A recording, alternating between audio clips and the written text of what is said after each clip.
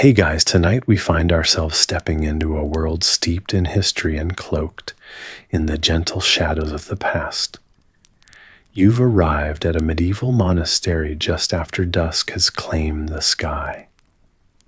The crisp air greets your cheeks with a playful nip, and the soft flicker of candles in the windows sends a warm, inviting glow out into the night. Each step you take on the stone path echoes with a soft rhythmic whisper, as though the very ground were telling secrets of centuries past. Most of the monks and nuns have surrendered to the embrace of sleep, by now their dreams likely filled with chants and hymns.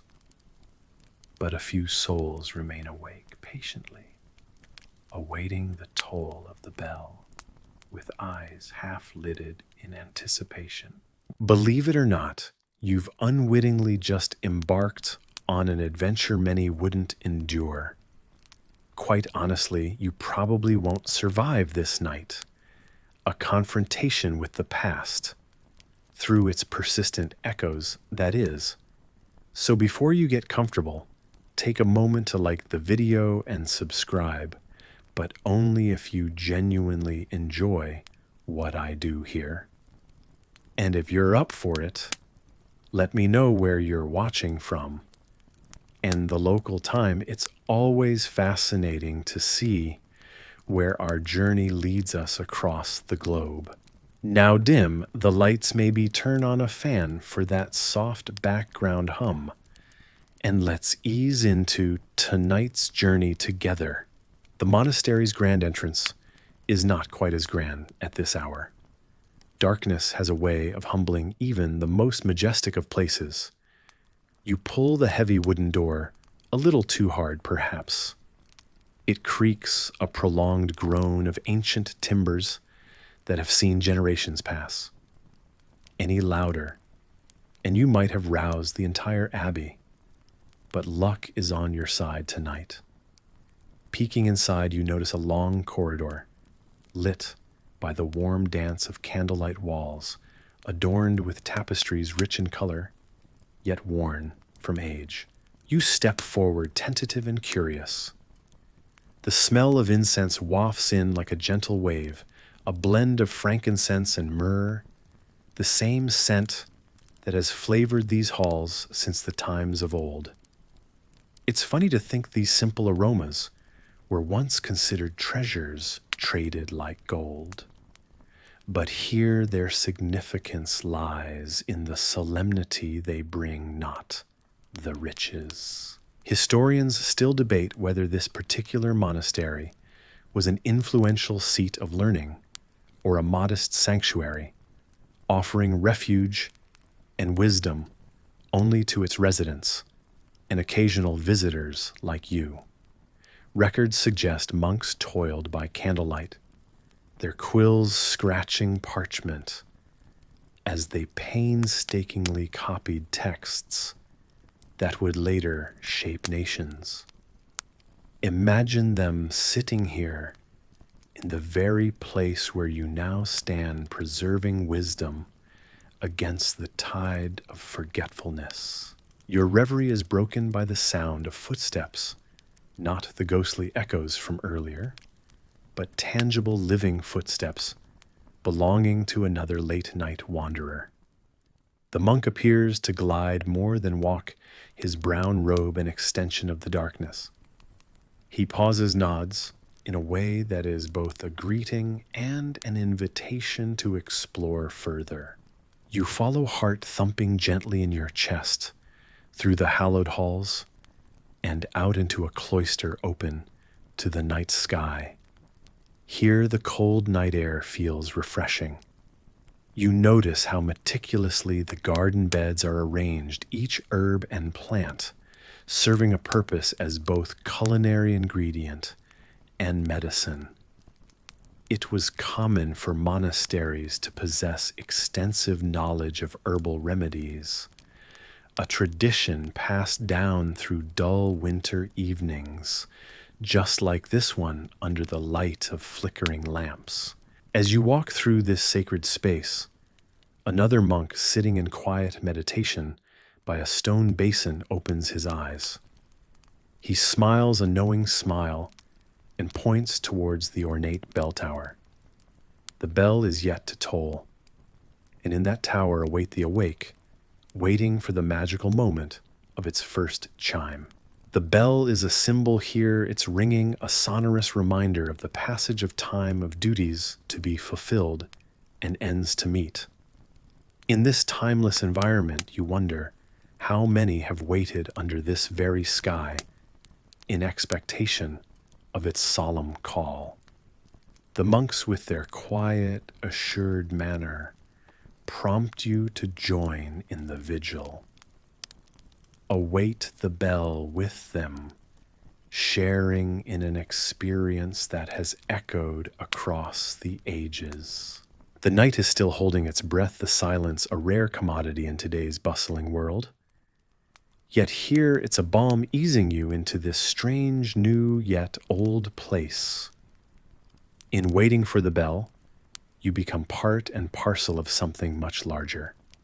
A choir composed not of voices, but of hearts, united in the anticipation of sound. Your own thoughts, tangled with curiosity, follow familiar paths. Did novice monks from centuries ago feel the same anticipatory thrill as they awaited the call to prayer, attempting to silence their curiosity, meditating on the meaning behind each note, yet unable to completely quell their wandering minds? Just like you, pondering questions that span the stretch of time and unknown paths yet unexplored.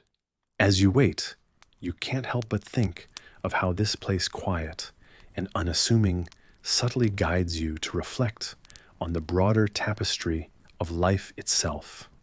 Here, surrounded by stone and shadow, part of you wonders if something as ordinary as a bell could mark the extraordinary moments of those who've walked before you. And just like that, you're another soul, waiting poised to enter a rhythmic dance of history, time, and silence. In the dim, quiet hours of the monastery, you awaken to the gentle yet persistent sound of a bell. This is no ordinary alarm clock. It does not blare angrily or beep annoyingly. Instead, it resonates with a soothing chime that fills the cold stone hallways, calling you, inviting you into the rhythm of monastic life. As you rise from your narrow, simple bed, you feel the cool stone floor beneath your feet, a reminder that comfort here is measured not by plush textures, but by spiritual fulfillment. The monks live by a schedule as precise as clockwork, their lives unfolding in rhythmic cycles dictated by the tolling bells. Historically, this routine is known as the Liturgy of the Hours, a practice stretching back over 1,000 years. 8 times a day, the community gathers to chant prayers, weaving their voices together in a tapestry of devotion that transcends time itself. As you join them in the chapel, the flickering candlelight plays along the ancient walls, casting long shadows that dance to the rhythm of whispered psalms. This is the first hour matins held in the deep, quiet dark before dawn breaks, where each note sung feels like a plea for the light to return. Historians still debate whether the rigorous schedule was imposed by figures like Saint Benedict himself, or if it evolved naturally as a response to the needs of monastic communities sheltering in isolated places. The simplicity of the chanting is deceptive. It is a journey through scriptures and reflections, an exploration of faith's mysteries wrapped in a serene veil of song. You find yourself drifting within the ebb and flow of their words, an unexpected calm settling over you. Here nothing but the present moment matters, captured and cradled gently by the timeless cadence of their prayers. As the first light of dawn begins to filter through the stained glass windows, a new rhythm takes over. It is time for Lauds the morning praise. You notice how seamlessly the monks transition from the deep tranquility of matins to the hopeful bright tenor of lauds. The air is crisp with expectation, reminding you of that moment when the world holds its breath waiting for the sun to rise completely. Though the rituals appear serene, the life of a monk is not without its challenges, a reality check that lets admit you probably wouldn't survive on your own if cast back into medieval times. Despite the common misconception of a monk's life being idle or easy, you learn that it couldn't be further from the truth. Every waking moment is devoted to discipline, work prayer, or study a testament to their unfaltering commitment to their faith.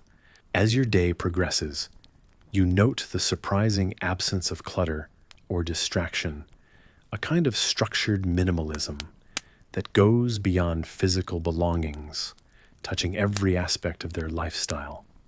In the refectory, they eat in silence, nourished not just by food, but by the words of scriptures read aloud. The meal is simple, often made from ingredients grown in their own gardens, a practice harking back to ancient times, where self-sufficiency was not just a choice, but a necessity.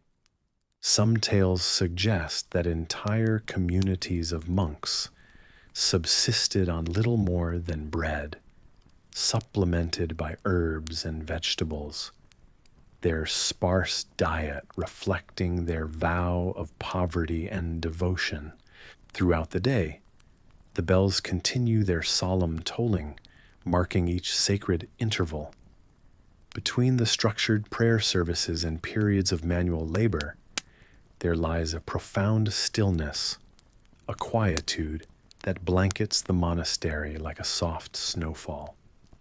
You wander through this sanctified silence, your footsteps echoing softly against the stone, aware of the peace that pervades the atmosphere, broken only by the occasional conversation held in hushed tones. After work and study, Vespers arrives, the evening prayer sung as the day begins its gentle fade into night. Standing in the chapel once more, you feel an overwhelming sense of connection to all those who have stood here before you. It's a startlingly beautiful thought that this cycle of prayer and song has continued unbroken through centuries of change.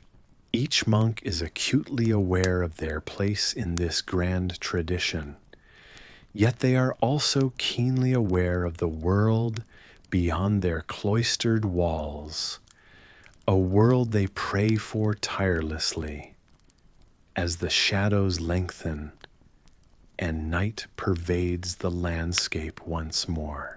The completion or compline is the final office of the day. It wraps you in a profound calm, as if each word spoken and each note sung weaves a tapestry of comfort and safety around you.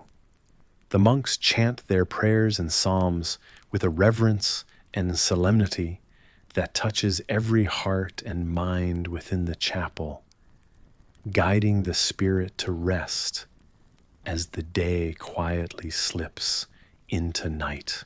You lie down upon your bed once more, the earlier urgency within you now replaced with a gentle peace.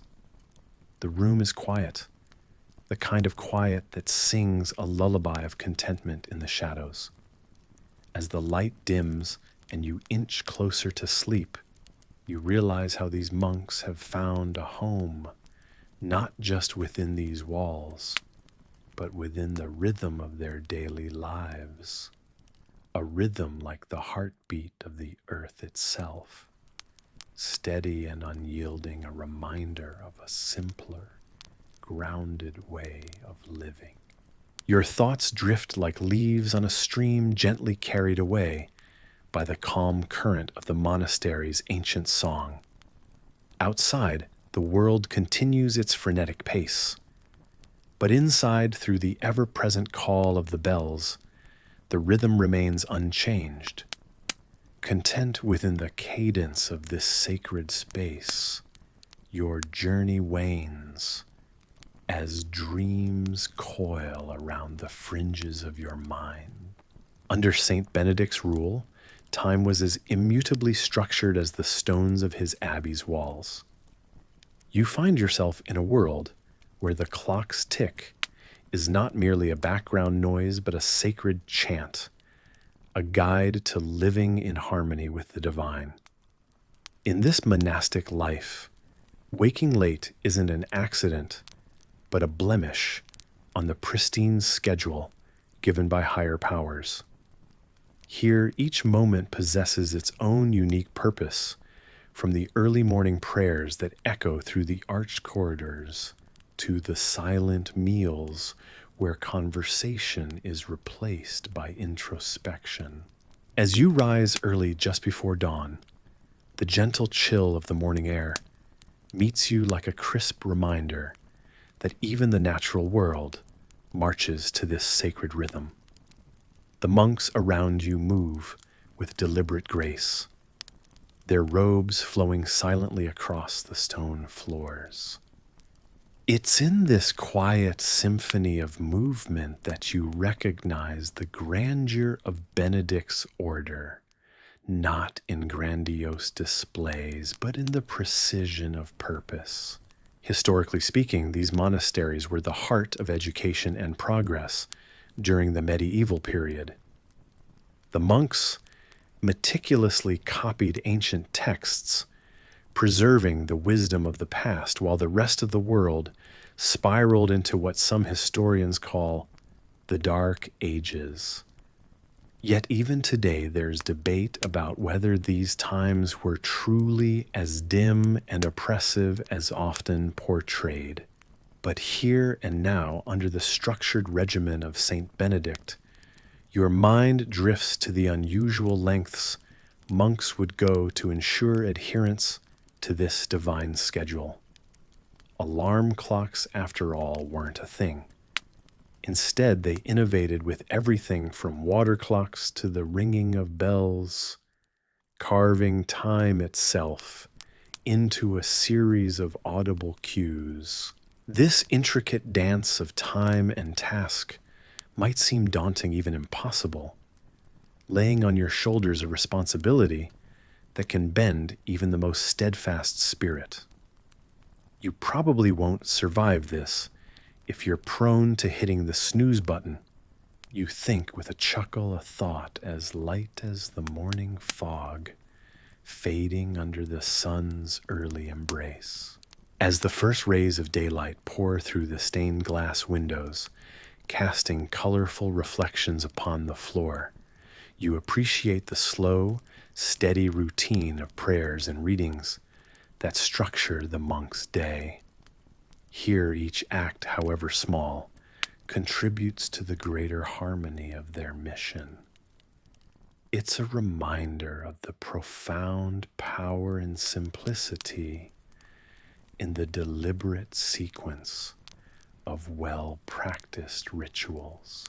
Somewhere between contemplation and the ringing of bells, you feel time slowing down, inviting you to be present, to savor the unhurried rhythm of life within these walls. Whether it's the regular chanting or quiet meditation, you let yourself be carried along on the gentle current of their lives, a part of this ancient unbroken chain that stretches back through centuries. While the daily rituals continue, you find yourself pondering the stories told by the monks about their predecessors, who took it upon themselves to maintain not just a schedule, but the legacy of learning and devotion. Curiously, some records hint at sporadic exceptions, when the rigid timing was flexed perhaps to accommodate a particularly severe storm or an unexpected visit from a notable outsider. The collective memory of these places is rich, illuminated by candles that never seem to burn out, keeping the past alive with a gentle glow. Amidst this gentle flow of time, you realize something that historians still debate: whether the practice of strictly abiding by such rules was an act of faith or an approach driven by necessity. Regardless, the intent to sanctify each moment captures your imagination. It is as if every breath, every footstep reverberates with a purpose beyond ordinary comprehension. As the day draws to a close, shadows lengthen and candles flicker in the evening breeze. You find the rhythm of the day winding down, ushering in a time for reflection. You feel a shift in the air as the monks gather once more, their day almost complete. Just as it opened with prayers and invocations, it will now close with blessings and the sweet, gentle hum of vespers, a sound that soothes your thoughts and eases tension from your body. You connect these rituals back to your own life, realizing the importance of structure not as a restriction, but as a framework within which freedom and creativity can thrive. A balance Saint Benedict understood so profoundly. And as you ease into rest, you find a surprising comfort in this predictable cycle, a realization blooming gently in your mind that perhaps there's wisdom to be gleaned here. The cadence of this life, with its measured intervals and articulated goals, could hold answers to modern questions of balance and purpose. These monks, in their quiet dedication, have handed down a model of living that is both ancient and eerily timeless. As the night settles, you drift on these thoughts, the monks' hymns a lullaby, rocking you gently into dreams of your own. A calm and reverent peace envelops you, loosening the bonds of the day, allowing you to slip quietly, effortlessly into restful slumber. Tisi edenast vod qua chisin kitu. Slipping into our narrative, you're now a young apprentice monk, and the weight of this sacred duty falls onto your shoulders. The task: waking up the entire monastery for matins. As you move through dim corridors, a small handheld bell is your companion, its gentle clatter growing louder as you swing it with mounting determination. The sharp, crisp air seeps in through the cracks, chilling your sandaled feet and awakening every sleepy muscle, insisting it perform its age-old duty. Imagine tiptoeing past Brother Elfric, a bear of a man who snores deeply enough to rattle the heavy oak doors. Opening them with a creak, he lies there undisturbed, a mountain of rough-spun fabric in his narrow cot. The bell, if it wasn't enough, could be replaced by a more tactile nudge, perhaps a poke, with a gentle foot.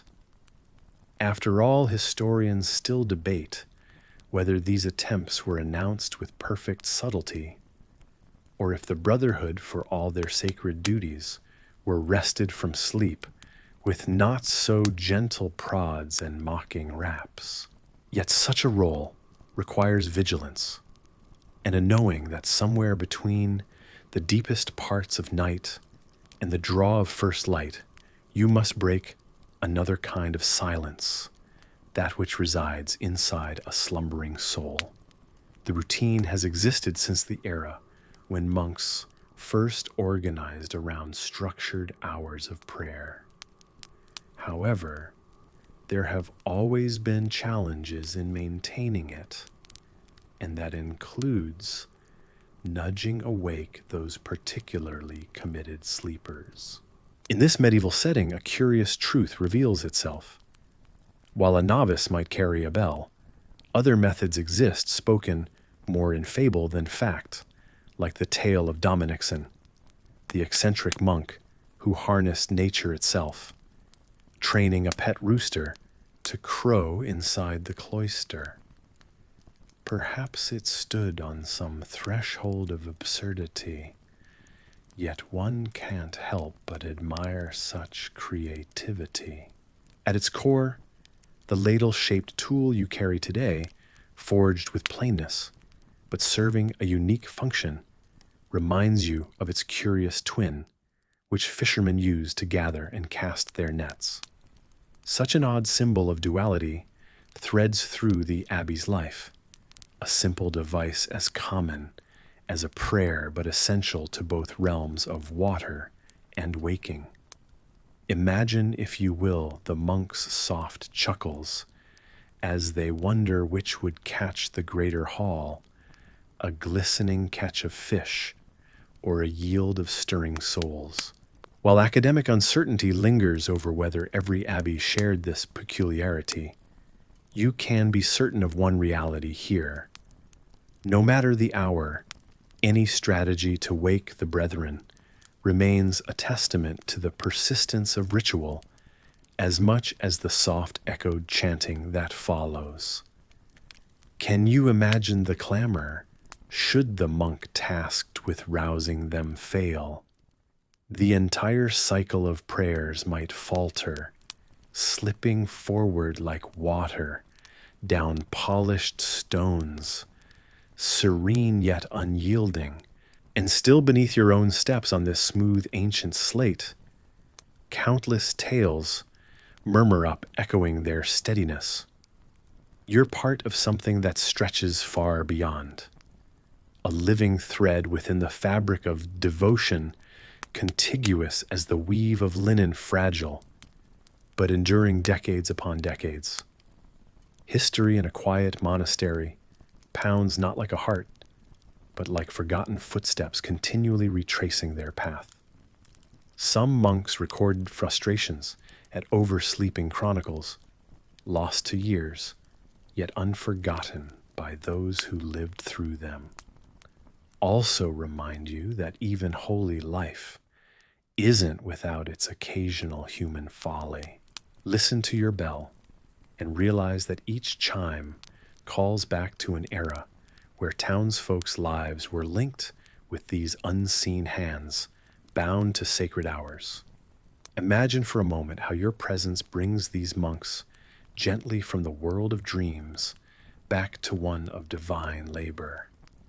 It's quieter here, yes, than the busy towns, but every whisper has its anchor in the solemn pattern you now help to maintain.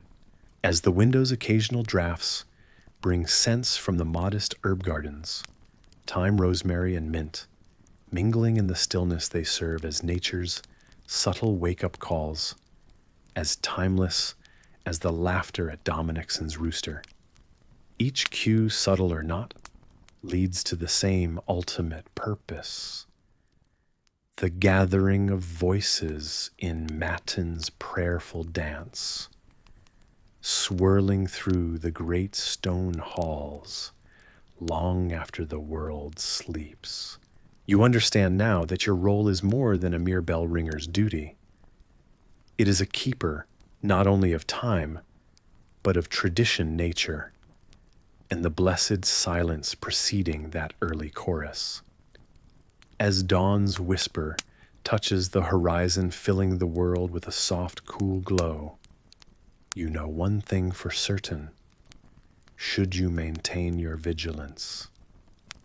History's wheel will keep on turning seamlessly, moving from one day into the next. just as it always has. The ancient walls of the monastery stand tall and silent. In the early hours, the air cool and slightly damp with the promise of dawn. You are the one chosen for this nightly vigil, a task both sacred and taxing. Each evening, as the sun dips below the horizon and the world outside slumbers, your duty begins. You walk the stone corridors, illuminated only by the flickering glow of your lamp, a beacon guiding you through the darkness. In your hand, the heavy bronze knocker hangs ready to wake the sleeping monks with its resonant clang against humble wooden doors. With each door, you summon the monk from his dreams, a wakeful shepherd who will watch over the world until sunrise. This task is a constant rhythm in the monastery's life, like a heartbeat maintaining the flow of devotion and discipline. The high vaulted ceilings echo with each knock, and for a moment the walls seem to breathe. As you light the oil lamps filling the halls with their warm amber light, you are reminded of an age-old debate among historians pondering the exact origins of this particular lamp lighting practice. Was it introduced in the Middle Ages or a relic from earlier times? Perhaps a vestige from the period of enlightenment that swept across the world, bringing both light and darkness to sacred confines like this one. Despite the uncertainty, the glow they cast remains a constant companion. Your feet follow the worn paths as you pass the frescoes and tapestries adorning the walls, each telling their own stories of saints' battles and miracles. One particular tapestry catches your eye because of its curious anomaly, a dragon stitched into the image of Saint George. Historians often dismiss its presence as an artistic embellishment, but you and your fellow monks know it has become a charming legend within these walls, adding a touch of whimsy to the solemn duty you perform. Often, as your walk takes you deeper into the heart of the monastery, you meditate on history itself, musing over strange practices recorded in tomes you've read in the library. Consider, for instance, the peculiar method of using goat fat to waterproof robes, a trick you find rather amusing and oddly practical, though you suspect you won't be trying it soon. Step after step, as the soft glow of morning begins to seep through the stained glass windows, your thoughts drift to the monks waking in their cells. How do each of them spend their waking hours? Contrary to popular belief, they aren't always cloistered in silence. On occasion, you hear a quiet murmur or a chorus of laughter escaping through a half-opened door. Despite the long-held stereotypes, historians know that medieval monasteries could be quite lively places. Being out here alone in the dim light, you feel an odd blend of solitude and connection. Solitude from the silence of the night, yet intimately connected to the pulses of life surrounding you. It's like weaving a delicate tapestry, where each thread is drawn from the stories and duties of the past, binding you with a gentle strength to the fabric of them all. Your last knock resounds through the hall, echoing before fading into quietude. You have completed your nocturnal tour. The monks stir just as the first hint of dawn colors the horizon. It's a scene that symbolizes the seamless transition from night to day, where duties blend into others, where stories of the past are retold in the actions of today. These monks, driven from their dreams into the rays of a new day, carry with them a richness of tradition. But tonight, as you return your knocker to its hook and extinguish your lamp, there is a peculiar sense of accomplishment that washes over you. You realize that your humble routine forms the heartbeat of this ancient place, a rhythm as steady and enduring as the stones themselves. As you retreat to your own chamber, you reflect on the duality of your role, one that keeps the night watch while ushering in the day. There's a lightening of spirit, knowing that tomorrow you will play your part, once again, crafting another chapter in this ongoing nocturnal symphony. Now, as you lay down to rest, let the soft, encroaching slumber carry you swaying gently upon the echoes of history and mystery, knowing firmly that your role here is a vital link in the chain of stories stretching beyond time. You find yourself standing in a small, cozy room lit by the warm glow of these hour-marked candles. The air is rich with the scent of beeswax, their light casting playful shadows that dance across the walls. Although these candles seem reliable, you're warned with a gentle nudge of reality. A mere gust of wind or chill in the air could throw the hours into chaos. You probably won't survive this without some confusion. So before you get comfortable, take a moment to like the video and subscribe, but only if you genuinely enjoy what I do here. And hey, I'm curious, where are you tuning in from right now? What's the local time as we embark on tonight's story? Now dim the lights. Maybe turn on a fan for that soft background hum. And let's ease into tonight's journey together. As you settle into the narrative, imagine leaving the bustling streets behind, stepping into a world that feels quieter, simpler. The sound of a distant bell marks the hour on the streets, yet inside the solitary candle takes on that duty. Each one is carefully etched with lines, a personal chronicle of the slow, steady march of time. Yet you're reminded that even this method, so ancient and yet ingenious, has its flaws. On this chilly evening, you notice how the fire flickers violently as a draft sneaks under the door. Throughout history, candles weren't just used for light. They were crucial for keeping time, especially within the confines of monasteries or scholarly studies, where silence was golden and precision was paramount. And here you are peering over the shoulder of a scholar immersed in his nightly rituals. Each hour, he notes, is an achievement in concentration and productivity, a testament to how one might measure time when clocks were luxury items of the future. And here's a quirky detail for you.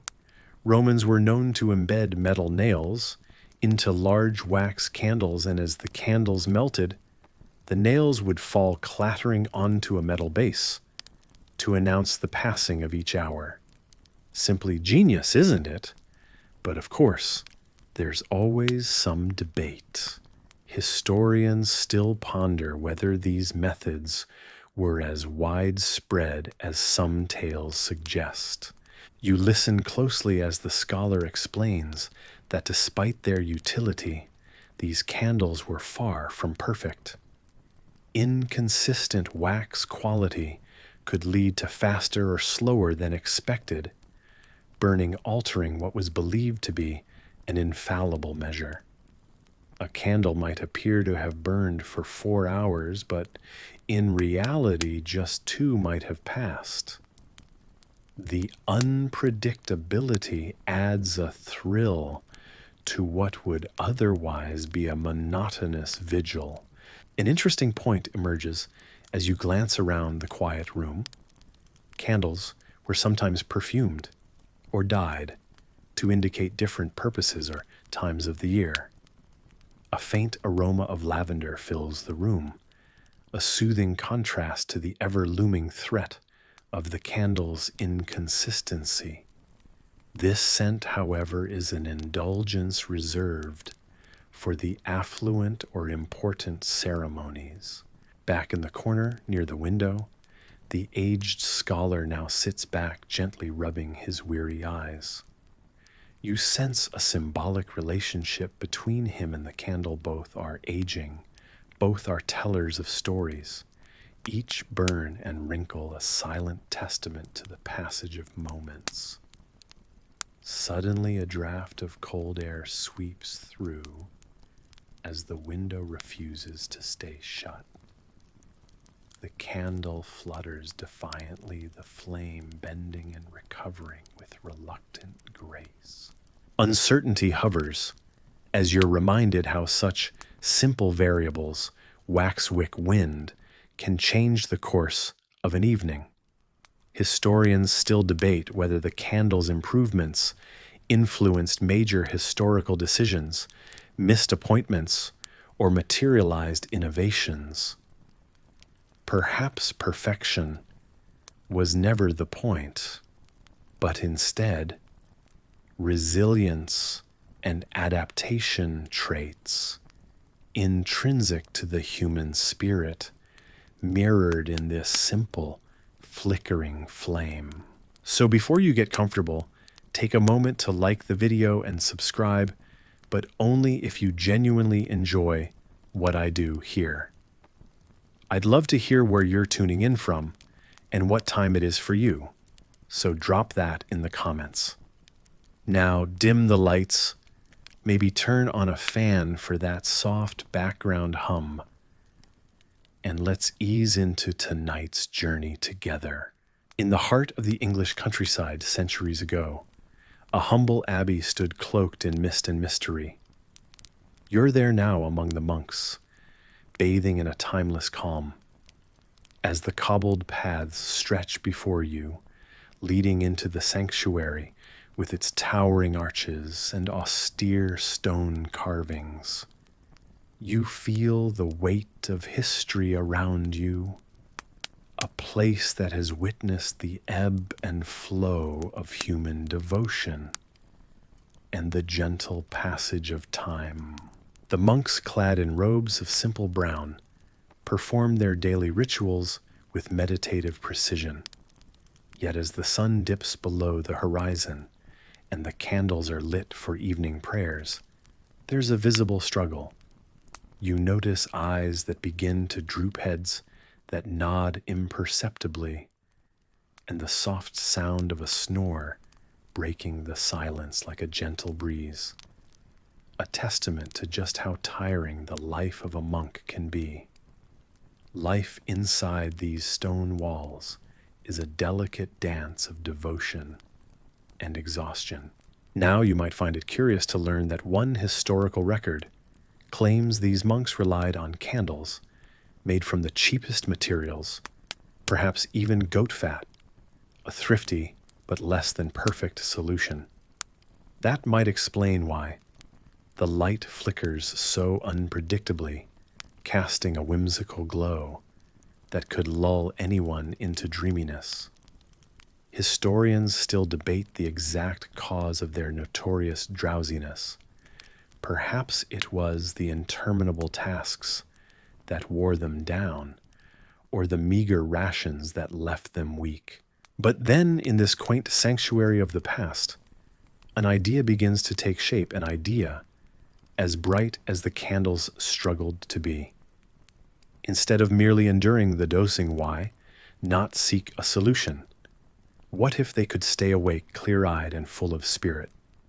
Perhaps the answer lies in one of the brethren, a monk named Brother Edmund, who, driven by practicality and perhaps a sprinkle of humor, decides to explore the murky depths of their predicament.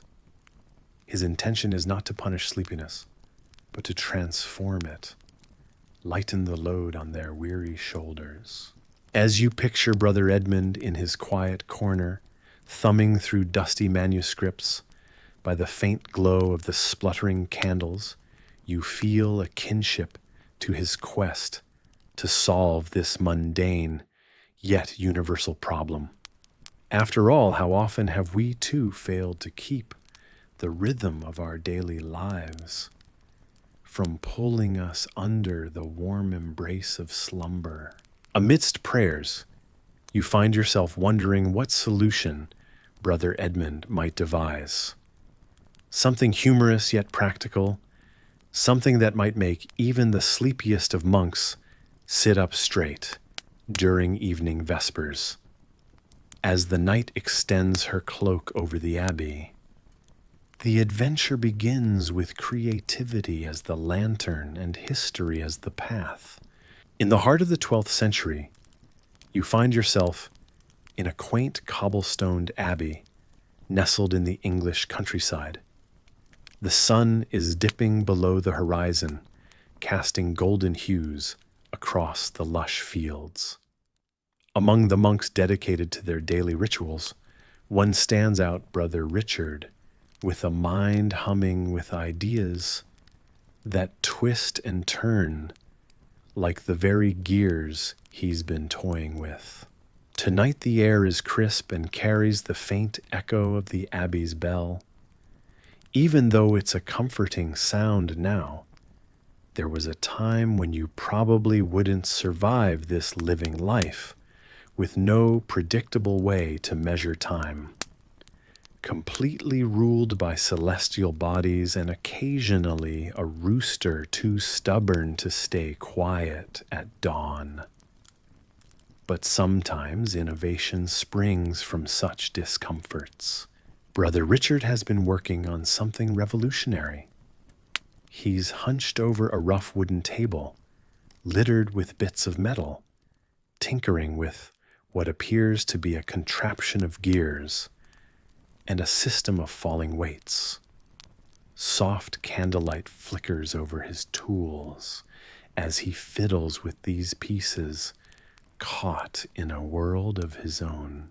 You see, the dream Richard is chasing is to make sure time doesn't just slip through your fingers like the contents of an hourglass.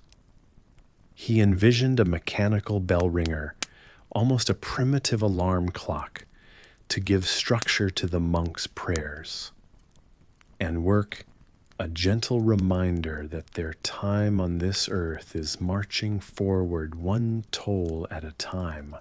Historians still debate whether it was exactly Brother Richard who succeeded first, or if perhaps some other brilliant mind planted the idea.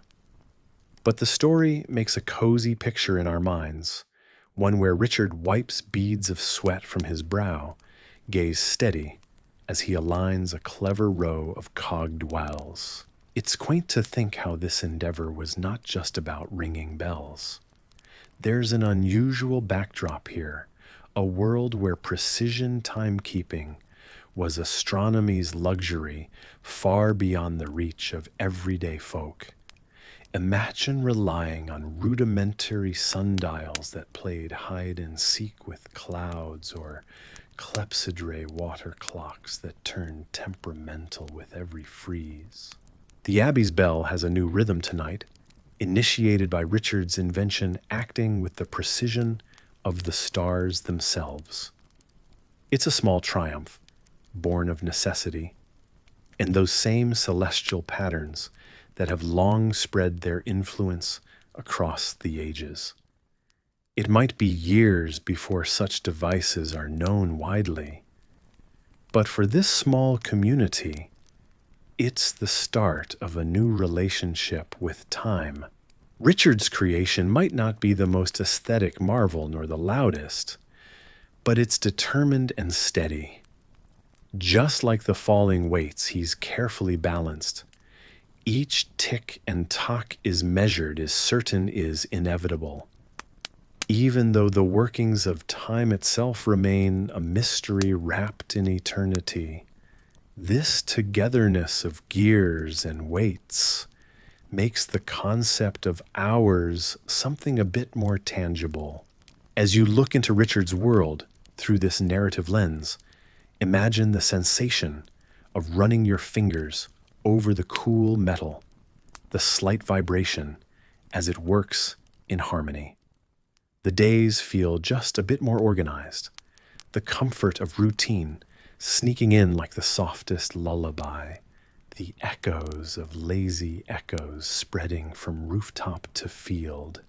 There might not have been any grand celebration when that first clang rang out on its own accord. But here, in this sanctuary of peace, change feels like a whisper, gently building into a story of its own. Brother Richard steps back to admire his creation, knowing the implications of such a contraption. He chuckles lightly to himself, perhaps because the smoky fragrance of nearby dinners reminds him time has passed swiftly tonight. Yet he grins, aware that this small mechanical marvel might help shape days ahead. As you dwell on today's narrative, feel the security of that routine, the calm of knowing that your hours are gently guided.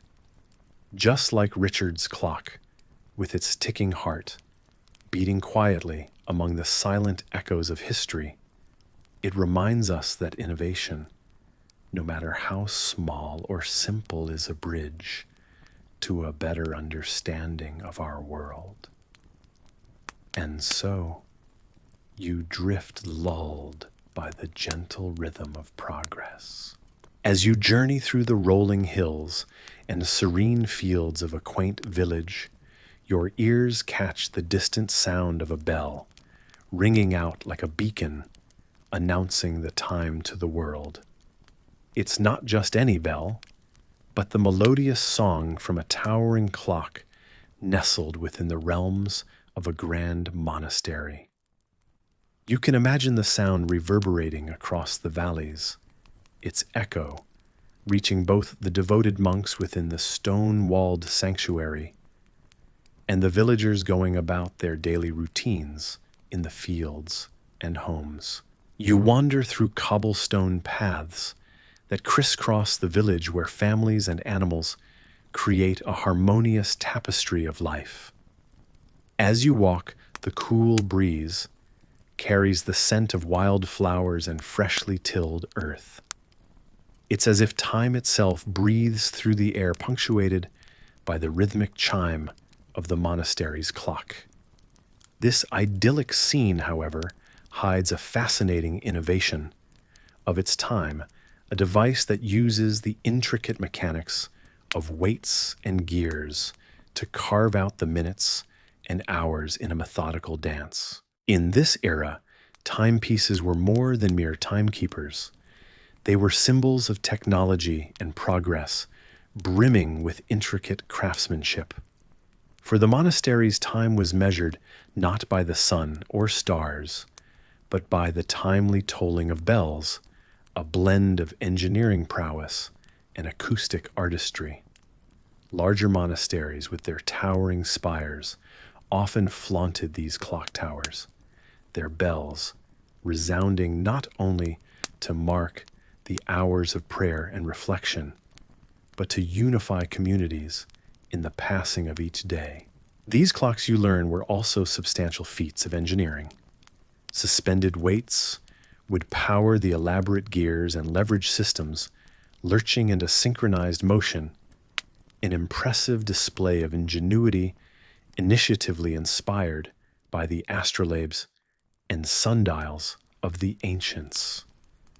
The sight of such a clock, a mammoth of wood and iron concealed within chiseled stone, was enough to awe any visitor or monk alike, and make you ponder if you'd been born in the wrong century.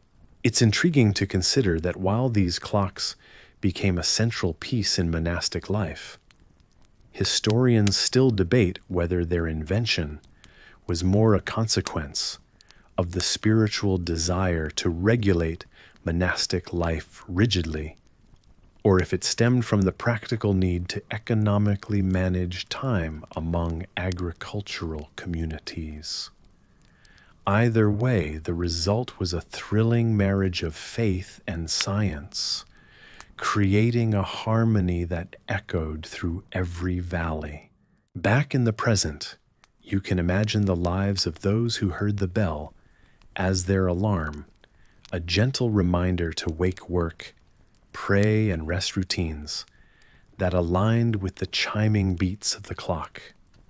It's amusing to muse how today's digital notifications and alarms bear more than a passing resemblance to the distant calls of those bells, each vying to be the herald of time's passage. However, it wasn't all serenity and innovation. The process of building and maintaining these horological giants was no easy task. Skilled artisans practiced the crafts of blacksmithing and carpentry to create the gears and housings after intense study of mathematical principles, nothing short of pioneering in their day. Remarkably, some say the first tower clocks may have resembled in responsibility, if not in form, the sundial systems once used in Babylon and Egypt, though this is a point still shrouded in historical debate. As the scene unfolds in the echo of tolling bells, your mind casts back to a time when villagers discussed not just crops and weather, but the mastery of making and maintaining these colossal clocks. Here, the clock tower served an almost mystical function, bridging the spiritual regiment of the monastery with the everyday lives of the settlement. So, walking along these paths, you think about the mark of humility and grandiosity these timepieces represented. Each bell toll was an audible slice through time, marking not just hours, but memories etched into the lives of countless villagers and monks for generations. It stands testament to human ingenuity, the powerful blend of art, science, faith, and community that isn't just history, but a real part of the narrative that leads to where you are now, listening to ancient echoes in a world linked by the ticking of another kind of clock. Time may be fluid, they say, but here in history it stands still, captured elegantly in these cycles, a perpetual motion machine in human experience. As you breathe in this serene night with no clocks to wind, you find solace in the passage of time, such as it is echoing gently through the annals of history. What began as a humble instrument of spiritual reflection soon found a much broader purpose in the bustling tapestry of daily life. Placed high in the belfries of abbeys and churches, the bell's clear and resonant call first summoned monks to prayer in hushed cloisters. You picture yourself in a time where dawn's first light barely brushes the horizon, and soft chants float through cold stone corridors. Just as monks rise for matins, technology knocks at the door, eager to step beyond the serene world of sacred rites. Bells really had a way of integrating themselves into the rhythm of daily life. As villages began to swell, those solitary tones drifted beyond their holy walls, embracing the lively chaos of the quaint towns sprouting around monasteries. The air buzzed with newfound purpose. The bells rang out not solely for prayers, but to punctuate the ordinary with moments of structure. Work meals and curfews all became tethered to the sound threading life's bustle with a harmonious order. Imagine the bustling scene as farmers pause in their fields to listen. The bell's toll was a gentle shepherd guiding your day. Its resonance carried far, swirling over rooftops and spilling into cobblestone streets where merchants, craftsmen, and wandering cattle all found their rhythm. Your day swells with structure, marked by the communal heartbeat of time. Historians still debate whether it was sheer necessity or a simple stroke of genius that propelled bells into civic duty. The evolution of their role appears so perfectly choreographed, yet it bears a streak of pure human creativity. The town bell was a multitasker, a charismatic manager corralling the town into a semblance of order and reminding you whether it was time to pack up the market stalls or gather for supper. In moments of unexpected charm, the bell turned life into a performance. Think of a late afternoon when the sun dips low, casting the village in soft amber hues. The familiar sound slices through chatter and laughter, giving way to a synchronized dance. Shops draw their shutters. Children abandon games for dinner tables, and night watchmen begin their rounds. Bells, in their simple way, transformed randomness into ritual. Yet their practical application was not without its quirks. Recordings from those times mention an odd tale, or perhaps it's a village legend, of a forgotten toll causing a group of wayward sheep to overrun a baker's shop, leading to an impromptu street fair of bread and bleeding. It's these whimsical touches, the gentle accidents of history, that bring the story to life just as vividly as the chime cut through the serenity of evening markets. Curfews, too, were dictated by this orchestra of cast bronze. As dusk folded its quiet wings over the village, the bell's call was gentle settling, like a light shawl over the shoulders of townsfolk. The routine was an implicit trust in structure, a symphony of trust playing between each toll. Many details from this transformation remain as fluid as the echoes themselves. Was the shift to a more civic role met with resistance, perhaps, from those who relished unpredictability, or did it ease the worries of everyday people seeking guidance in a world that often teetered on chaos?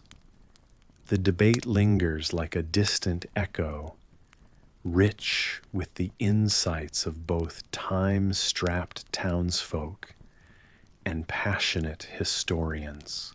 Even now, though their presence isn't as pervasive, the intrigue of those original bells lingers.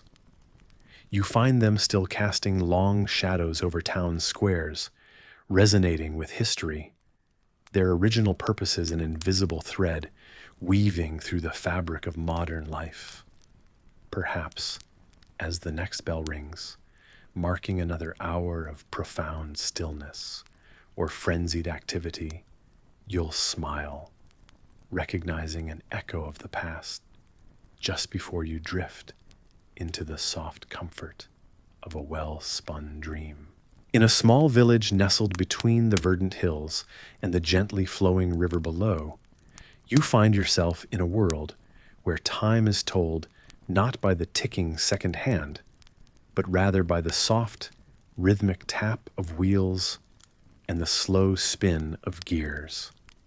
These are the days when early clocks reign supreme, a time when timekeeping devices are as much a statement of artistry and ingenuity as they are utilitarian tools. You wander through the cobblestone streets where the sunrise spills honeyed light over quaint, timber-framed houses. Your path leads you to a small, bustling workshop. Inside, the room is filled with the warm scent of wood shavings and a faint aroma of burning oil.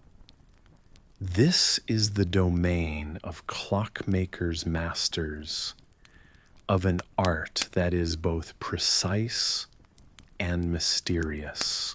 In these early days, clocks aren't the petite devices that slip into pockets or mount gracefully on walls. Oh no, they're substantial structures akin to small fortresses, with gears, chains, and weights conspiring to mimic the passage of time. You watch as an old clockmaker with hands seasoned by years of practice adjusts a mechanism. Each movement is deliberate and careful, a dance learned over decades. These ancient machines use spinning wheels and chains turned by heavy weights, each piece essential to the slow, methodical tick that marks the minutes. This complexity seems almost unfathomable in its originality. Historians still debate whether such intricate mechanisms were first inspired by the movements of the stars or the steadfast flow of water. But what is certain is that these early clocks served more than just a utilitarian purpose. They were considered marvels of technology, each carefully devised to symbolize the delicate balance between art and function. These inventions are surprisingly effective for the 1100s, despite their inability to match the precision of today's timekeepers. In the dim light of the workshop, you're struck by the elegant simplicity of two dynamic principles, gravity and momentum. You observe how the heavy weights, ingeniously suspended by chain, descend slowly over the day, driving the spinning gears. This mesmerizing dance of mechanical elements creates a symphony of moving parts, punctuated by the resonant clang of the hour bell. You can't help but appreciate the creative minds that dared to dream of telling time. Here, time is a tangible, meandering river, as opposed to the digital precision that directs your present reality. There's a peculiar charm in the early clock's inaccuracy. The difference between an hour and a slightly longer hour might be as simple as a balance wheel swinging just a tad too much or too little, a comforting reminder that even time can have a little bit of character. Outside, the sun begins to dip towards the horizon, casting long shadows over the village. As the soft twilight descends, the clockmaker begins winding the massive timekeeper, the steady whirring of chains reassuring in its own way, like a lullaby played by the universe itself.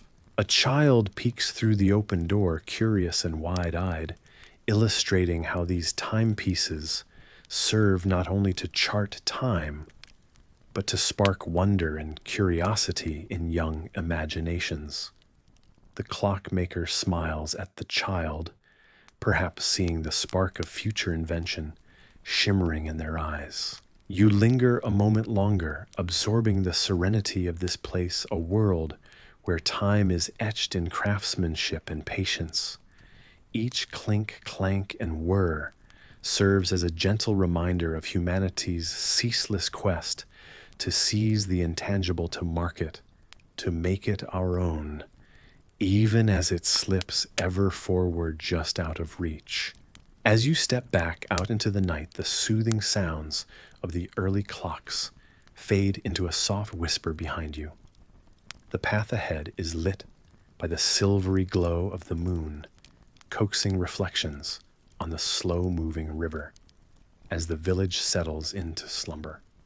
Each tick of those remarkable creations, weaving dreams into the fabric of the night. And so you walk with time beside you as the story of the clock continues to unfold, spun like the very wheels in the clockmaker's care, each turn another chapter in an unending tale.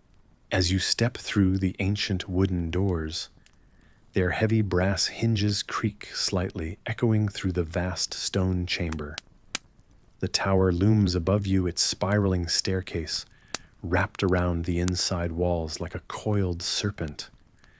Each step is worn from centuries of feet, ascending and descending daily. You're here to fulfill a time-honored duty passed down through generations, a quiet yet essential ritual that keeps the town ticking like an old, reliable clock. You start your climb, your senses enveloped by the earthy scent of stone, mingled with the faint, sweet smell of beeswax from candles long since melted away. This task might seem mundane to an outsider, but to you, it's a woven tapestry of tradition and trust. You remember your grandfather's tales of when this same tower guided weary travelers home like a beacon, its mechanism as vital today as it was then. With every step, the murmurs of history accompany you. Perhaps you're imagining it, or maybe it's the winds that sneak through the arrow slits in the stone, whispering secrets of the past in your ear.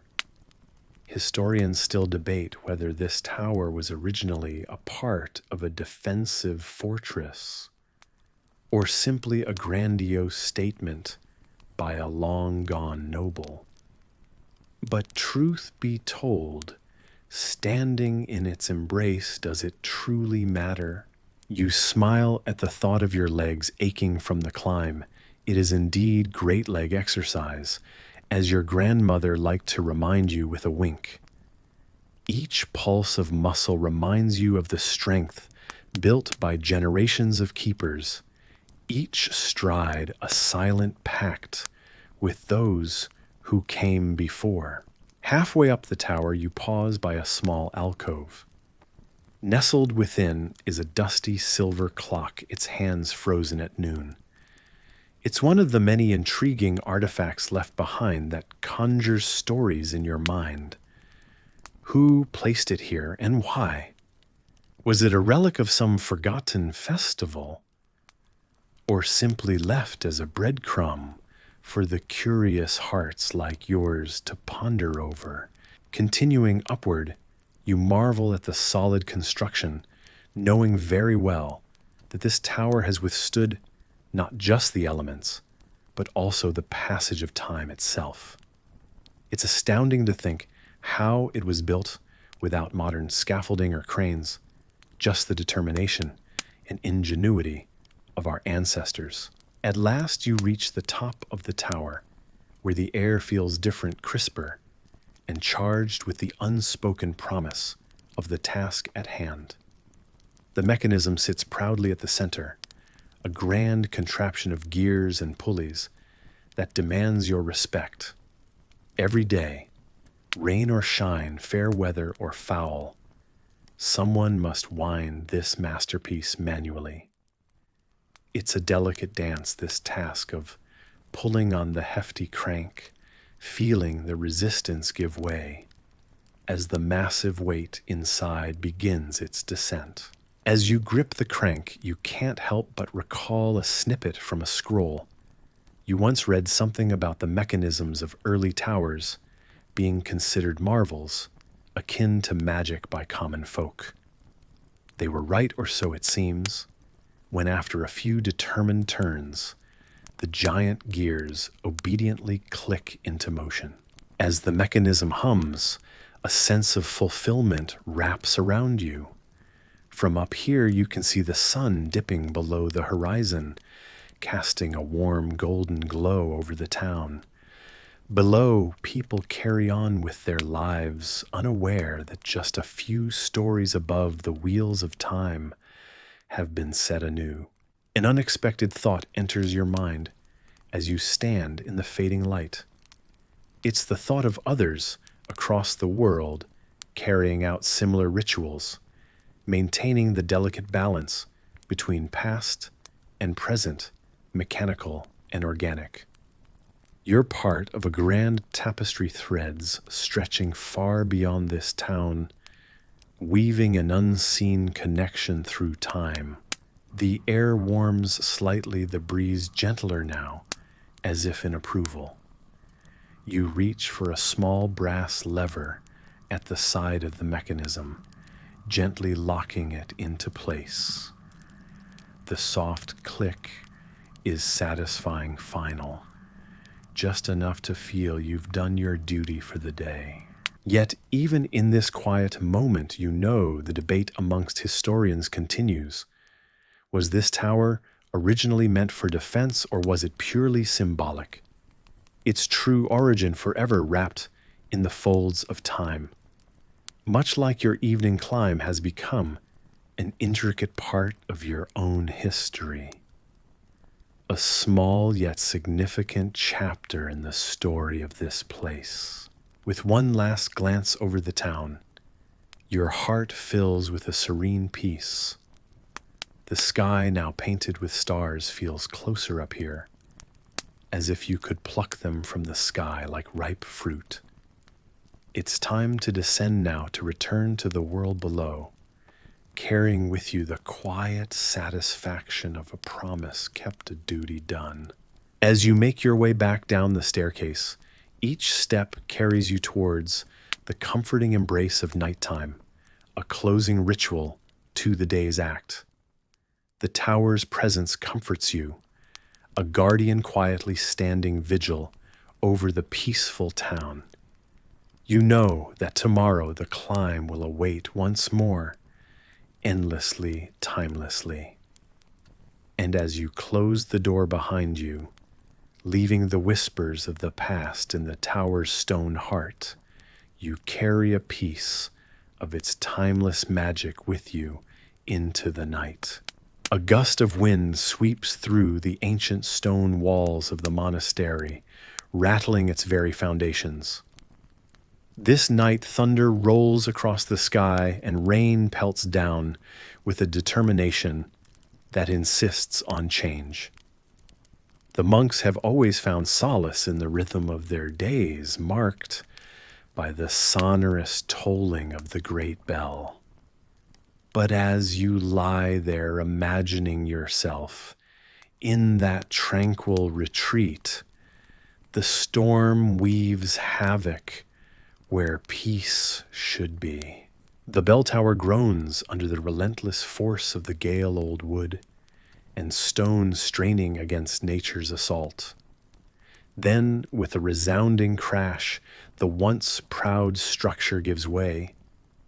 You envision the monks waking at odd hours, rustling out of their rooms, robes swishing on cold floors, without the familiar chime to guide them back to their routines. Without the bell prayers are missed, the usual harmony disrupted, like a melody missing its beat. Meals are delayed, the comforting predictability of soup and bread disarrayed. The monks wander through the drafty halls, an aimless lot, as if stripped of their internal compasses. You see them now glancing upwards, where the bell used to be a skyline changed forever against the moonlight. It's as if they've suddenly found themselves in a world without time, their schedules as scrambled as villagers, suddenly bereft of Wi-Fi. You chuckle at the parallel.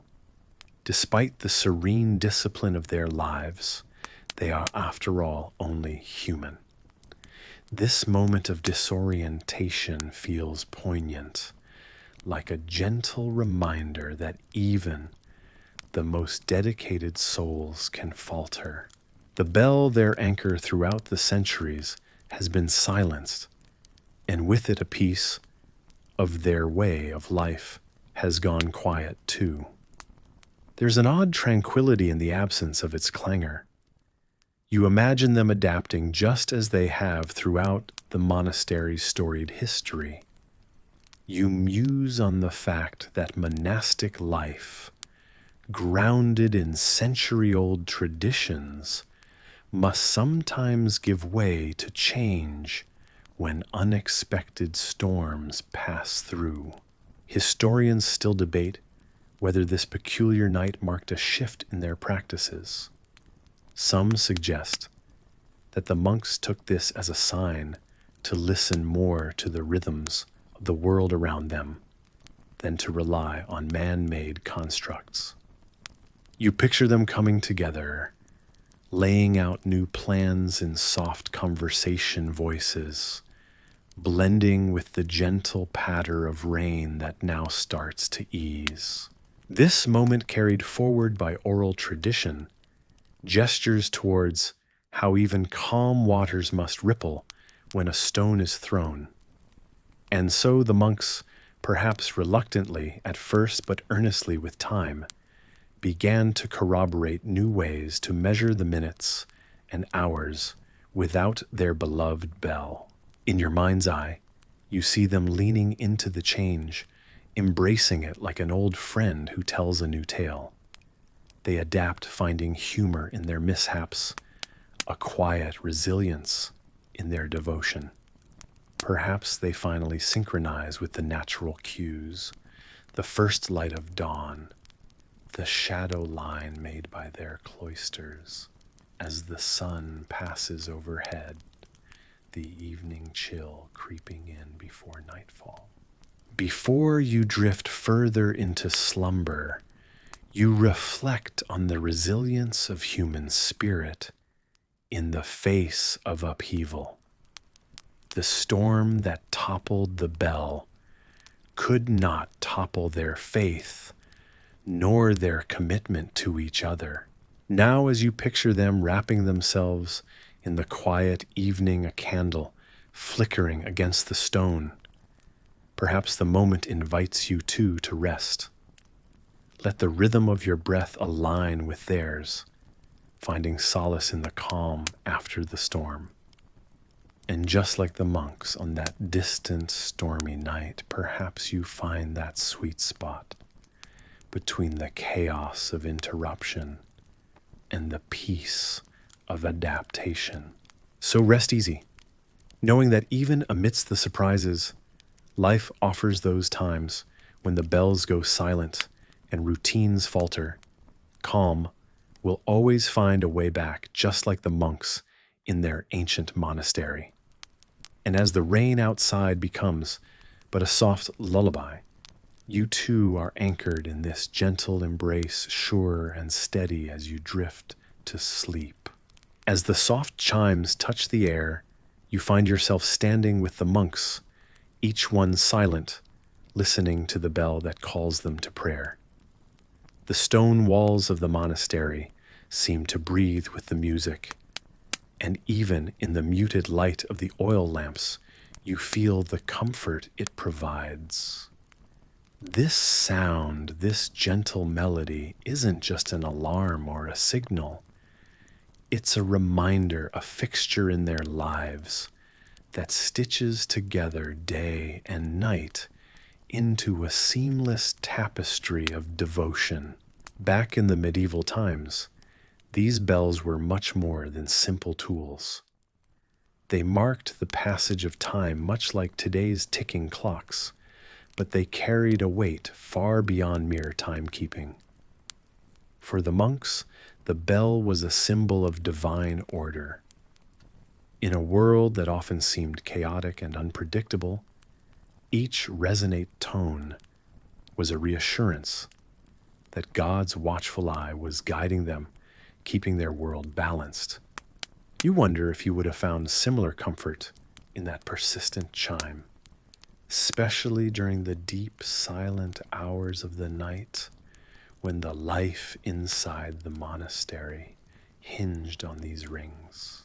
In this era, monks followed a life pattern which historians still debate over its immediate origin. It's believed to have been developed in various abbeys across Europe, such as the famous Monastery of Cluny in France, a place noted for its strict adherence to the rituals of the day called the divine offices.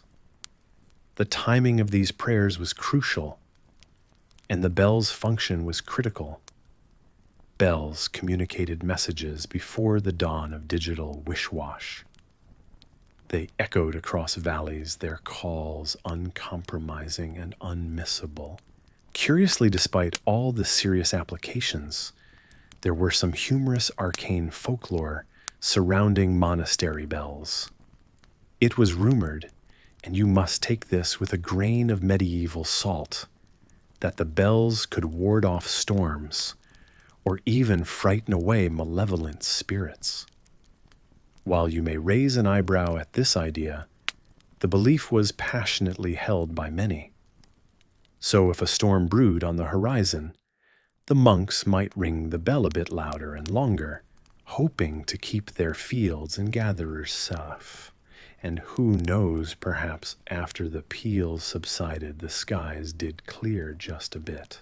Yet the use of the bell wasn't without its challenges. Imagine the role of the campanologist, the dedicated monk responsible for bell ringing. Not many carry this title today, but back then his task was not merely logistical, it was spiritual. A constant fixture like the very stones of the monastery, his hand controlled the line between quiet contemplation and communal harmony. Too loud, and it could disturb the gentle meditations of novices, or the fragile sleep schedules they maintained. Too quiet, and the call to prayer might be missed, jeopardizing the sacred rhythm of their days. It's remarkable to think that something so simple as the ringing of a bell carried so much significance, offering order in darkness and light alike.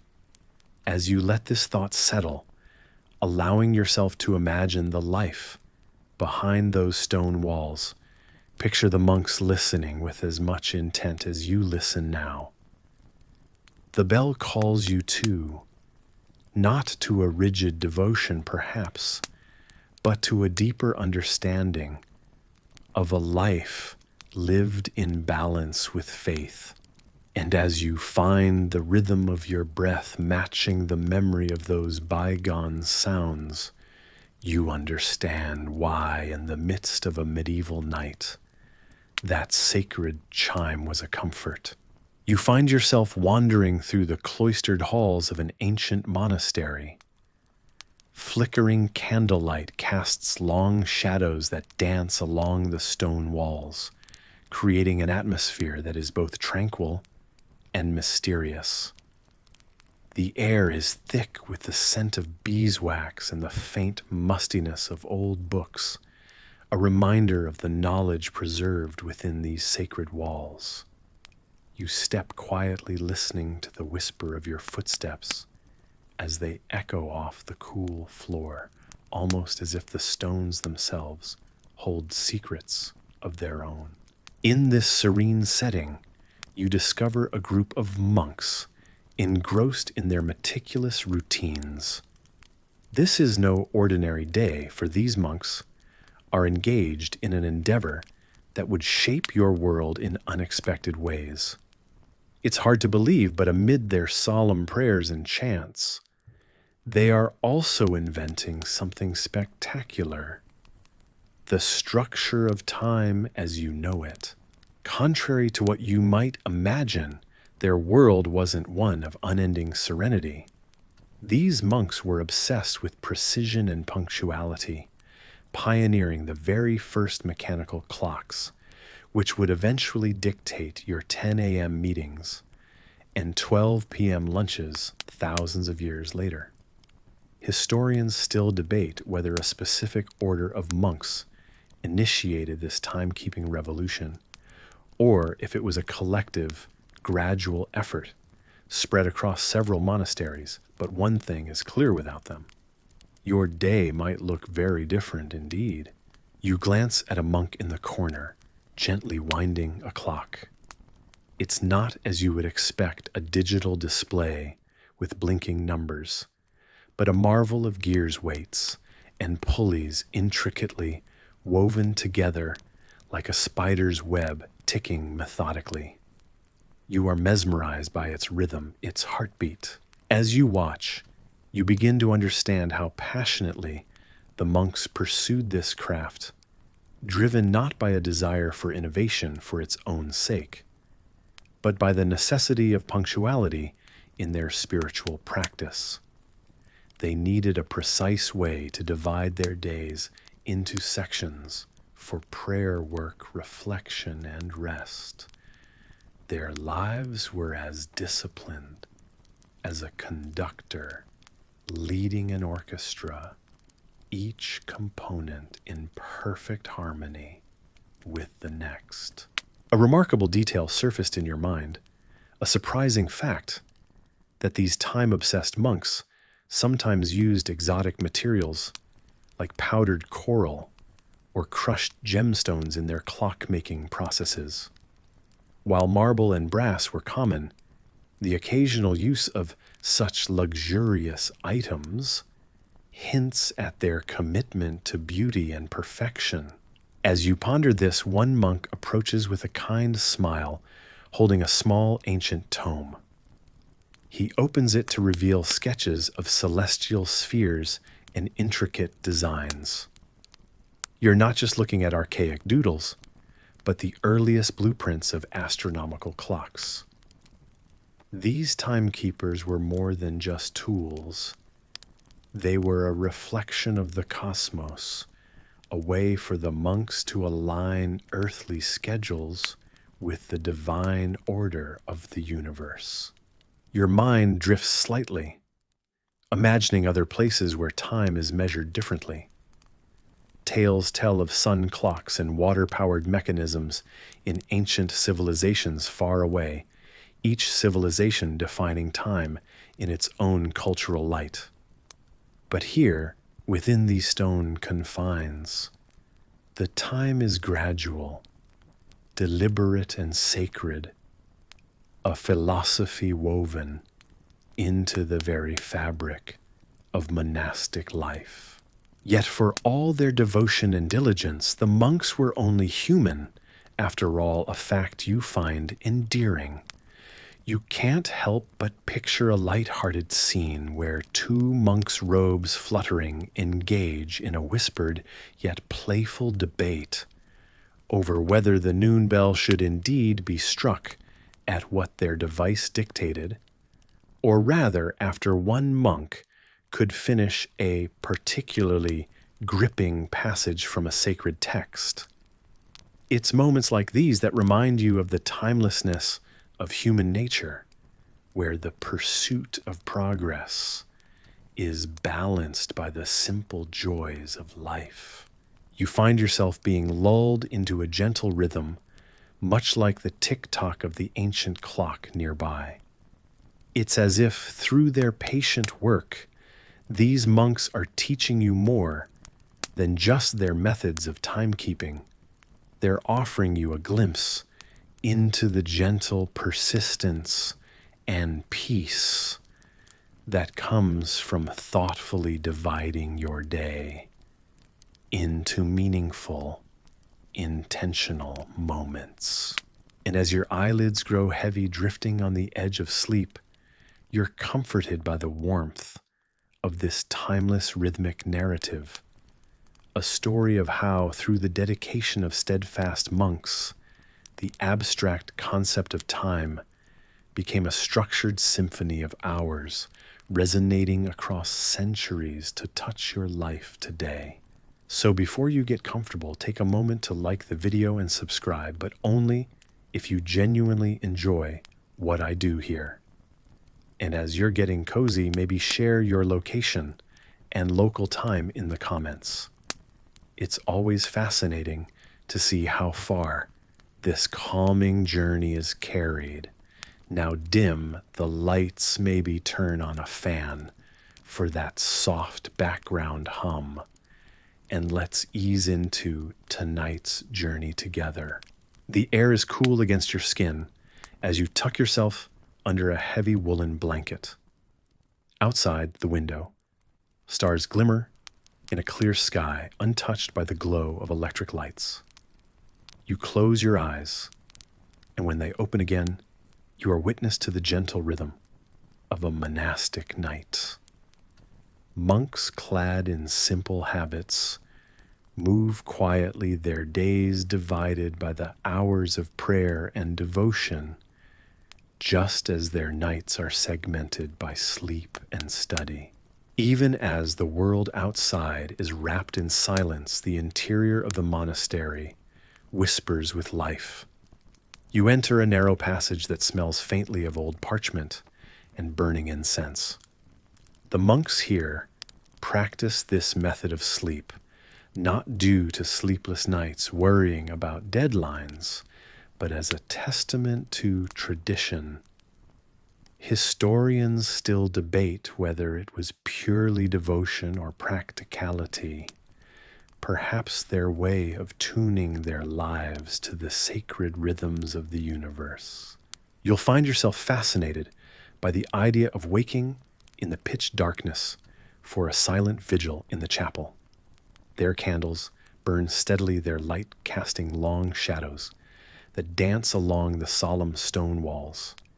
The monks sit or kneel, eyes closed, minds alert, yet at peace. It's an unusual way to live, perhaps, but then again, the monks are ideal observers of discipline and simplicity. Legend has it that some monasteries developed secret languages known only to their residents, ways of communicating through symbols and signs during these quiet hours. You smile at the thought of this unusual detail, a mysterious world where communication flows silently as the prayers that rise into the vaulted ceilings. As you leave the chapel, the monks return to their small cells for a second sleep, a few more hours gathered before the morning light. It's tempting to imagine how this cycle creates a uniquely serene existence. This segmented sleep, a practice that seems so foreign, yet strangely tempting in its mindful balance of work and rest, is like a quiet rebellion against the constant hum of modern life. You wander slowly through this ancient setting, losing yourself in its tranquility. In time, you drift into your own second sleep, the resonance of softly spoken prayers, and the hushed rustle of robes still echoing around you, soothing you into a deep, gentle slumber. So before you get comfortable, take a moment to like the video and subscribe, but only if you genuinely enjoy what I do here. And while you're at it, share your location and what time it is where you are. Now dim the lights, maybe turn on a fan for that soft background hum, and let's ease into tonight's journey together. You lay in a bed no larger than necessary, wrapped in simple wooden walls, echoing the morning chants outside. Your eyes flutter open just before dawn. Light filters through woven shutters, marking the beginning of another day. The silence within the sleeping quarters is profound, yet you can hear the stirrings of the world beyond your door. A rooster crowing in the distance, gentle whispers of the waking monks. Time was a precious commodity in this place. The monastery operated like a finely tuned watch. Each moment was scheduled, deliberate. Routine was revered just as much as the sacred texts you would find yourself reluctantly translating should you fail to rise with the sun. There was an air of discipline infused into the very architecture of the monastery. The practice of rising with the sun wasn't just a monastic custom. It was a necessity ingrained in the lives of those who sought enlightenment. Historians still debate whether this strict adherence to time was purely spiritual or born from centuries of tradition meant to keep unchecked laziness at bay. Waking after the sun had risen was a sure sign of disruption, a failure to meld with the rhythm of the monastic life. And that mistake came with its own set of corrections. Some ascetics claimed that fasting purified the spirit, a punishment that turned into a lesson for some unlucky soul still sticky with sleep. As the monks filed solemnly into the dining hall, the one who overslept would remain behind tremors of hunger as their only company. But perhaps the most dreaded of the penalties was the daunting task of copying sacred scriptures. Everyone knew that the lengthy scrolls demanded time and meticulous detail, with every curve of ink a reminder of the passing hours.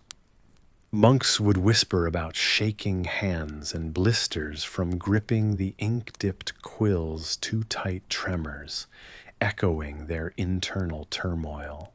It's surprising how a simple matter of sleep could impact one's whole day, a realization you are glad you didn't have to learn the hard way. Just the thought of it pulls you further into the serene yet rigorous environment of the monastery.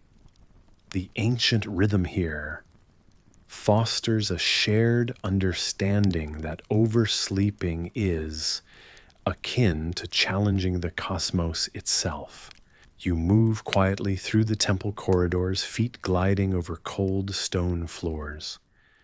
The air smells of oil lamps and parchment, carrying faint hints of the garden's tranquility just beyond the walls. Reaching the large hall where morning readings commence, an unusual sight catches your eye. A young novice learning the delicate art of maintaining composure under pressure as he balances an armful of illuminated manuscripts. It's a precarious situation, one that could tumble down with a single misplaced step. With a sigh, your reflection finds humor in how, just like this novice, the universal struggle between people and time has left its mark throughout history. While some say clocks were yet an invention, surely the sun and stars had their own way of keeping everyone in line. And so, as you take your place among the others, the outside world continues its dance of dawn hues. This story finds you rooted in a timeless place where history and discipline weave a fabric of shared human experience, a life that hinges on waking at just the right moment. Whatever mysteries await you, find comfort in knowing that, at least for today, you've escaped the ink-stained fingers of fate. In the comfortable silence of history's embrace, you find yourself nestled among the sleepy walls of a monastery. It's a place where time itself seems to hold its breath stretched thin between ancient stone and the whisper of chanting monks. You imagine the soft shuffling of robes as monks glide through cloisters, each footfall a gentle heartbeat measuring moments in a world that prefers tranquility over turmoil. Here the monks are keepers of time, not just in those predictably punctual prayers and daily rituals, but in the literal ticking sense. Yes, before clocks found their way into buzzing cities and polished palaces, it was here, behind these austere walls, that they quietly clicked into being. Picture wooden gears painstakingly carved by careful hands, the soft tick and tock echoing through quiet halls of contemplation. This early method of timekeeping would set the standard for what was to follow, shaping a world outside these cloistered gates. As these mechanical wonders hummed to life, the outside world began to notice. Royal courts, ever desirous of precision and spectacle, adopted this innovation with open arms. Imagine, if you will, opulent rooms decked in velvet and gold, now graced with the steady tick of a grand clock. It wasn't just decor, it was a declaration of power. After all, what could be more regal than commanding not only lands, but the passage of time itself? An unusual thought, perhaps, but in those days it was a statement as bold as the crowns they wore. Historians still debate whether this fascination with timekeeping was sparked by political necessity or sheer human curiosity. Nevertheless, the royal courts weren't alone in their intrigue. This burgeoning obsession with time soon spilled over into town halls. Imagine the scene: bustling squares filled with market noise quieting as bells rang out the hours.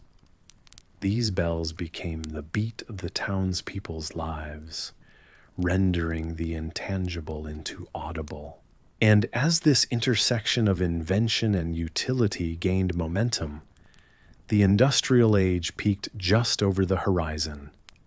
Factories brimming with the promise of production and progress eagerly embrace the gift of measured hours. Picture machines running to the unyielding tempo set by clocks workers, moving in sync with whistles and bells.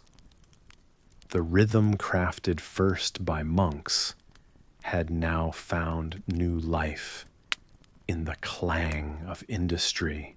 This evolution was swift, yet humbly rooted in those solitary pulses of early monastic innovation. It's a sort of grand irony, really. The solitary, serene act of counting seconds within a monastery's quiet walls was the subtle push that clocked the modern world into motion. You can't help but smile a little at this, how silence translated into such profound noise. But pause for a moment. Close your eyes and think back to that echoing tick and tock. From quiet beginnings, the resolute heartbeat of time insisted its presence in every corner of life, guiding us all steadily onward. Through these transformations from the sacred to the civic, you feel a connection, a continuity that threads through history, gently yet persistently, urging the world forward. As you rest in this thought, let the weight of the day fall away, bit by bit. Let your breath align with this ancient rhythm, slow and perpetual. And perhaps, just perhaps, you realize that in listening to these stories of time's making, you've found a restful cadence of your own. In those ancient times when the hustle and bustle of life seemed simpler, a unique role existed in the quiet corners of the world, known as the human alarm monk. You find yourself walking through the dim hallways of a centuries-old monastery. The stones beneath your feet are worn from ages past, their surfaces smoothed by countless steps. Listen carefully. Can you hear it? The faint echo of footsteps, a whisper of time gone by. Before the invention of alarm clocks, people needed a way to wake up on time for their morning duties. In the cool twilight of the monastery, the monks took this responsibility seriously. One monk in particular, chosen for his reliable internal clock and steady demeanor, would raise before dawn. With a small lamp flickering in his hand, he would glide through the shadows, tapping gently at the doors of his brothers with the end of his wooden staff. Did you know that some historians believe the concept might have originated in medieval monasteries of Europe, while others argue for similar practices in the East, specifically with Buddhist monks in ancient China? The uncertainty adds a layer of mystery to their silent service. Imagine you're standing there peeking around a corner as Brother Jonas, a name preserved in whispers and forgotten tomes, makes his rounds. His footsteps are so light, you wonder how he manages to awaken anyone at all. He had an affinity for timing, possibly guided by the stars or some inner metronome. You hear a soft knock, followed by the gentle rustle of monks, stirring a symphony as familiar as birdsong at dawn. But a change was on the horizon.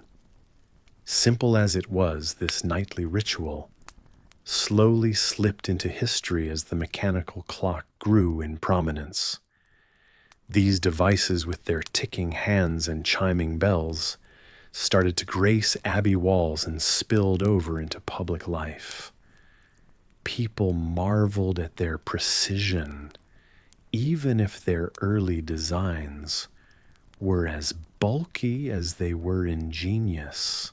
This new technology might have seemed magical, yet practical, much like the goat fat trick you heard about earlier for making candles burn just right.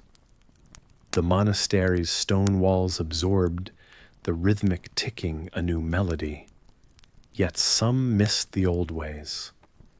Not that Brother Jonas would disappear entirely. No, his presence lingered immortalized in legend, as echoes faded to the storytelling of snug fireside gatherings. As you ponder this, you feel an unusual chill, suggests a question. Could there be more to Jonas's tale, hidden in the fabric of these aged stones? Perhaps there are secrets etched into the very bones of the monastery, unnoticed by those hurried into the future. With clocks taking over, the role of the alarm monk slipped gently into legend.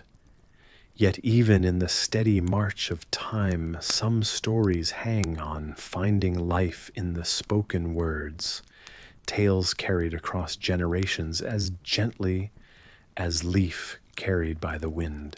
You imagine the children of the village nearby eagerly listening to the bedtime tales spun by their elders. In the cool serenity of your own night, with shadows lengthening and night's song lulling the world into dreams, you recognize the echo of Brother Jonas in your own world. It's a reminder that while times change, the heart of our stories can resonate across ages. In this hushed moment, you find yourself nestled into the cozy flow of history's embrace the past, a soft veil over the present. Tomorrow brings new stories, but tonight you let the gentle relics of Brother Jonas's footsteps guide you into sleep's tender arms. Rest knowing some legends are too precious to fade, even to the ticking of time. A bell rings gently in the distance, its chime floating through the air like a soft whisper.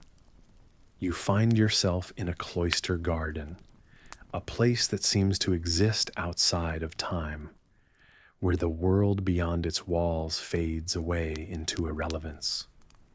The wind moves through the garden, rustling the leaves of ancient trees that have stood here quietly for hundreds of years, watching waiting standing guard.